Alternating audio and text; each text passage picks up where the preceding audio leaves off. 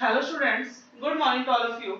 Today we will discuss about next topic agriculture sectors during 1950 to 1990. जो हमारा agriculture sectors था वो during 50 to 90 कैसा रहा हमें आज उसके बारे में स्टडी करना है।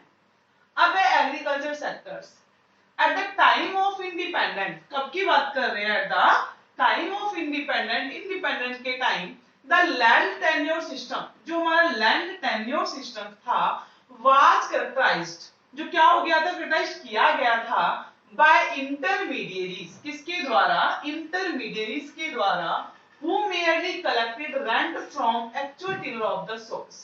कि जब भी जो इंटरमीडिएरीज होते थे, इंटरमीडिएरीज कौन थे? जमींदार थे। कौन थे? जमींदार, ओनर ऑफ द लैंड। वो क्या करते थे? लगान वसूल करते थे। किससे? जो एक्चुअली में टीलर्स उस सोइल के ऊपर क्या कर रहा है? वर्क कर रहा है, उससे लगान वो वसूला करते। तो इसमें मेन क्या है?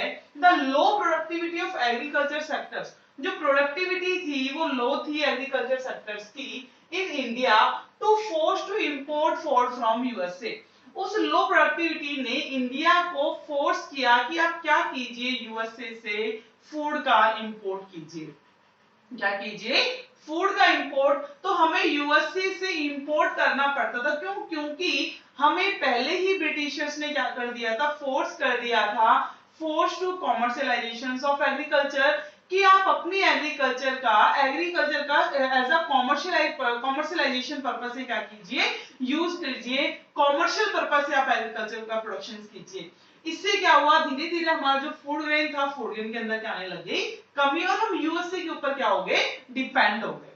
फिर है 70, और जबकि क्या था? However 70 to 75% population account with agriculture sectors. हमारे इंडिया की 70 से 75% जो पॉपुलेशन थी वो किससे एंगेज थी? एग्रीकल्चर सेक्टर से एंगेज थी।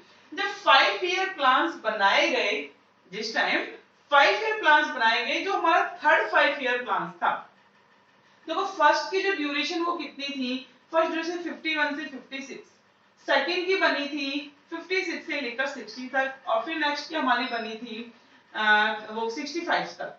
तो उस टाइम जब 65 में हमारे पाकिस्तान के साथ रिलेशन अच्छे नहीं थे, उस टाइम यूएसए ने हमें क्या फोर्स किया कि या तो आप पाकिस्तान के साथ झगड़ा अपना बंद कर दो, वॉर बंद कर दो, लड़ाई बंद कर दो, अदरवाइज हम आपको फूड ग्रेन की सप्लाई नहीं करेंगे।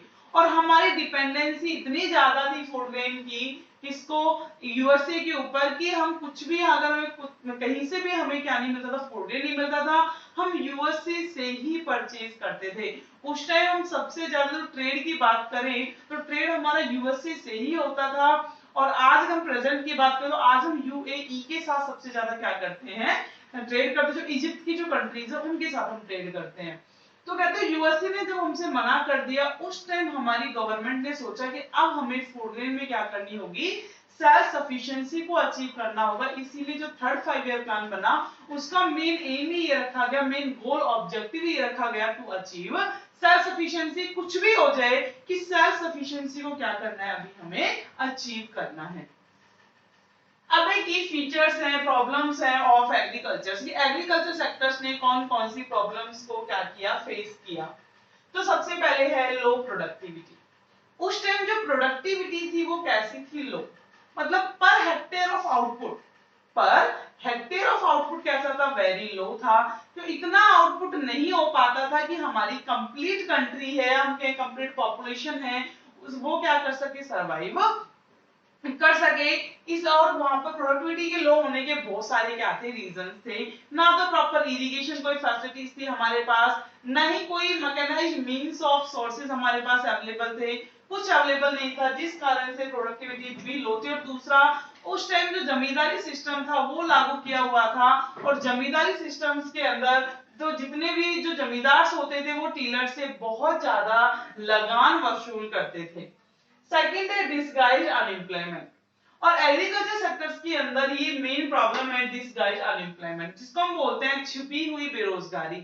इट मींस कि more persons are engaged with agriculture activities than required, मतलब जरूरत से ज्यादा पर्सन क्या थे, एग्रीकल्चर एक्टिविटी के साथ अंगेज थे।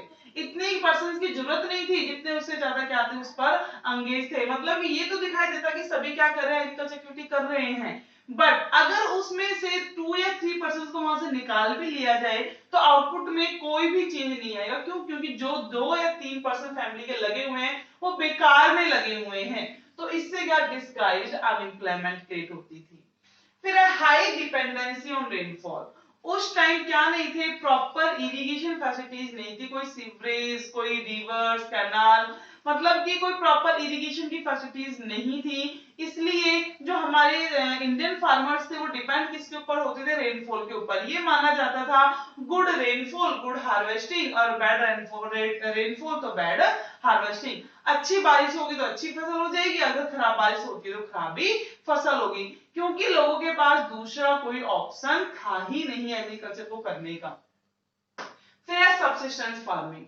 और उस टाइम कुछ क्या था कि जो फार्मर्स थे उनको फोर्स किया जाता था कि, या फिर हम ये जो फार्मर्स को बिलीव करते थे कि वो सबसिस्टेंस फार्मिंग के ऊपर, कि हमें क्या करना है, सबसिस्टेंस फार्मिंग करनी है, केवल इतना प्रोडक्ट उगाना है कि हम और हमारी फैमिली क्या कर सकें, सरवाइव कर सकें। हमें मार्केट पर्पस से कुछ भी प्रोडक्शन नहीं करना है। जब मार्केट पर्पस से प्रोडक्शन नहीं करेंगे तो कैश कहां से अर्न होगा? तो कैश को अर्न करने के लिए उन्हें मार्केट सरप्लस से, हम सरप्लस प्रोडक्शन उगाने की जरूरत थी। बट वो बिलीव ही किसके ऊपर करते थे, सबसिस्टेंस फार्मिंग। केवल इतना उगाते थे जिससे उनका उनकी फैमिली का खर्चा चल सके, बाकी वो किसी के लिए भी प्रोडक्शंस नहीं करते थे। फिर है प्रोवाइड वेज गुड्स। जो हमारे फीचर्स के अंदर है, ये जो एग्रीकल्चर है हमारा, वो क्या प्रोवाइड करवाता है, वेज गुड। वेज गुड्स का मतलब होता है raw material for industry. Industry को रॉ मटेरियल प्रोवाइड करवाता है, जैसे कि कॉटन है, जूट है, कहां से आते हैं, एग्रीकल्चर सेक्टर से आते हैं। फिर है आउटडेटेड टेक्नोलॉजी। उस टाइम क्या थी कि जो एग्रीकल्चर के अंदर जो टेक्नोलॉजी यूज की जाती थी वो कैसी थी, आउटडेटेड। मतलब कोई भी मॉडर्न टेक्नोलॉजी को यूज नहीं किया हार्वेस्टिंग के लिए, कल्टीवेशन के लिए। कंप्लीट आउटडेटेड टेक्नोलॉजी का यूज किया जाता था, कन्वेंशनल टेक्नोलॉजी का यूज किया जाता था, जिससे क्या होता, जो कॉस्ट थी वो कॉस्ट बहुत ज्यादा आती थी और उतना आउटपुट निकल कर नहीं आता था। फिर है कि conflict between tenant and landlord. जो लैंडलॉर्ड होते थे, टेनेंट्स होते थे, जमींदार, हमें कहीं जमींदार और जो मजदूर वहां काम करते थे, उनके बीच में हमेशा कंफ्लिक्ट रहता था। क्यों? क्योंकि जमींदार थे वो क्या नहीं थे, वो क्या करते, सीधा लैंड रेवेन्यू अर्न करते थे। दूसरा जितनी भी अर्निंग होती थी, एक्स्ट्रा अर्निंग, उसको अपने पास रखते थे। वो लैंड को रिफॉर्म करने के लिए कुछ भी खर्च नहीं करते थे, जबकि टीलर्स को ये सब करना पड़ता था, जबकि टीलर्स को दिया बहुत कम जाता था। तो जो बाय द लैंडलॉर्ड टेनेंट्स का क्या होता था, एक्सप्लॉयटेशन होता था लगातार, जिस वजह से हमेशा टेनेंट और लैंडलॉर्ड में क्या रहती थी, कॉन्फ्लिक्ट्स रहती थी और ज्यादा सुधार नहीं किया गया। तो ये थी प्रॉब्लम्स थी जो एग्रीकल्चर सेक्टर उस टाइम क्या कर रहा था, फेस कर रहा था।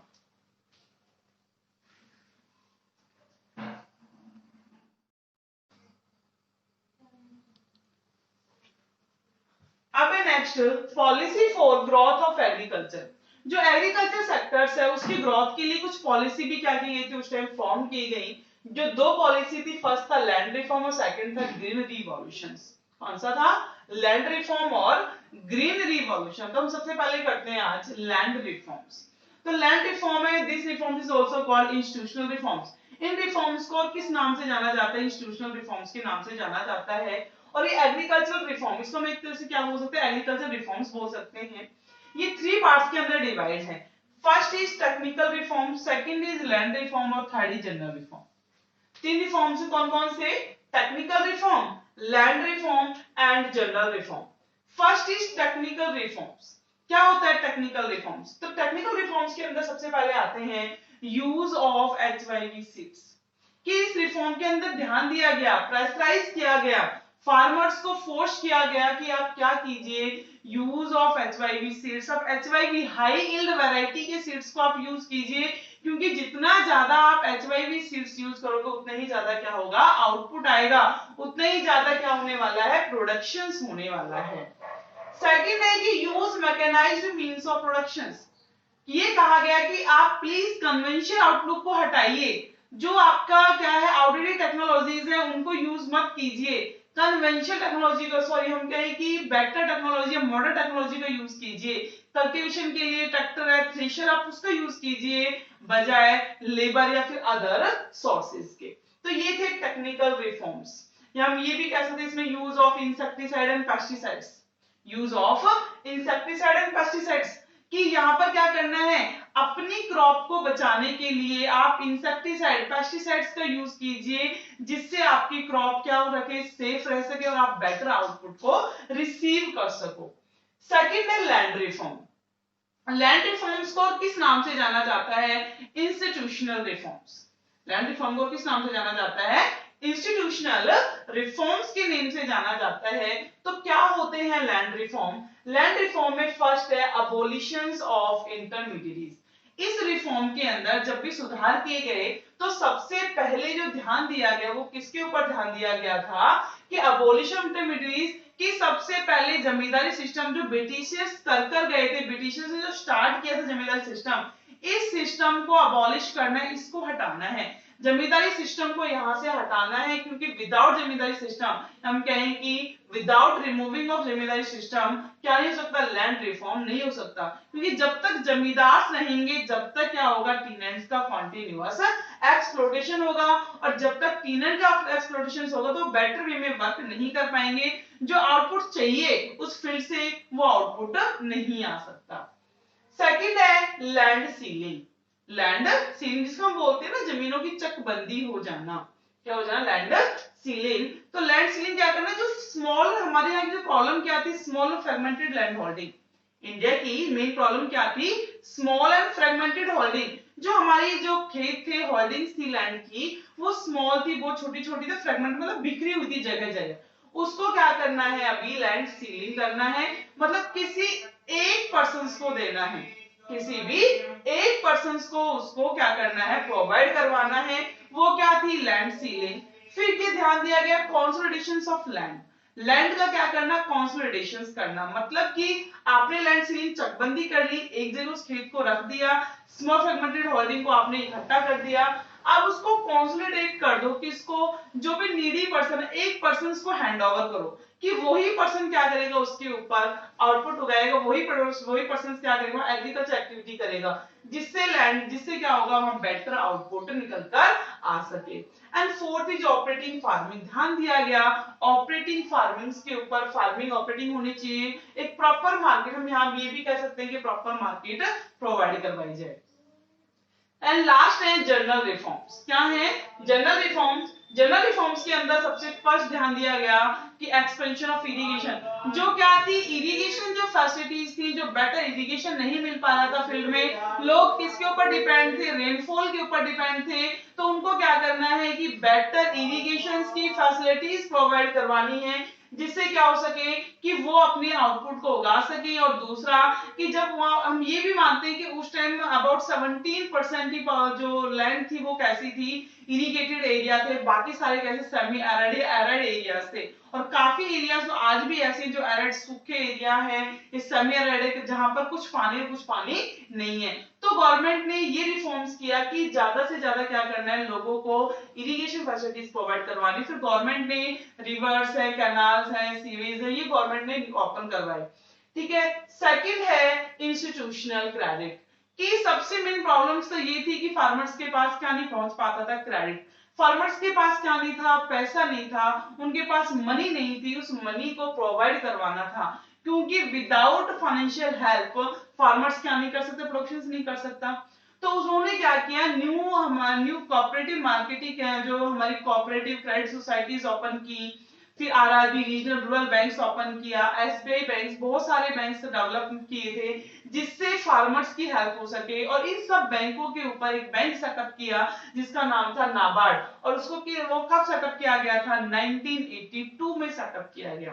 भाई नाबार्ड बैंक था, वो सेटअप कब किया गया, 1982 के अंदर। जो जैसे कि हम सबका बैंक, बैंकों का बैंक है, हम इनका हेड कौन होता है, आरबीआई। सेम जितनी भी रीजनल रूरल क्रेडिट सोसाइटीज होती हैं, रूरल एरियाज में लोन प्रोवाइड करवाती हैं, उन सबका हेड कौन होता है, नाबार्ड। एक तो नाबार्ड उनको क्या करता है, फाइनेंशियल हेल्प प्रोवाइड करवाता है, कॉन्टिन्यूअस उनको क्या करता है, अपनी गाइडलाइन देता है। सेकंड, उसका आरबीआई के साथ क्या होता है, डायरेक्टली लिंक होता है। वो ये इंफॉर्मेशन प्रोवाइड करवाता रहता है कि इस टाइम फार्मर्स की क्या कंडीशंस है, कितना वो खर्च कर रहे हैं, कितनी वो सेविंग्स कर रहे हैं। तो ये थे हमारे लैंड रिफॉर्म्स के अंदर एग्रीकल्चरल रिफॉर्म्स। नेक्स्ट है ग्रीन रेवोल्यूशन, जिसे हम कल नेक्स्ट वीडियो के अंदर क्या करेंगे, स्टडी करेंगे। तो आज हमने देख लिया स्टेट ऑफ एग्रीकल्चर कब, ड्यूरिंग 50 to 19 कैसा था, उस टाइम क्या क्या प्रॉब्लम फेस कर रहे थे और हमने क्या क्या उस टाइम रिफॉर्म्स किए।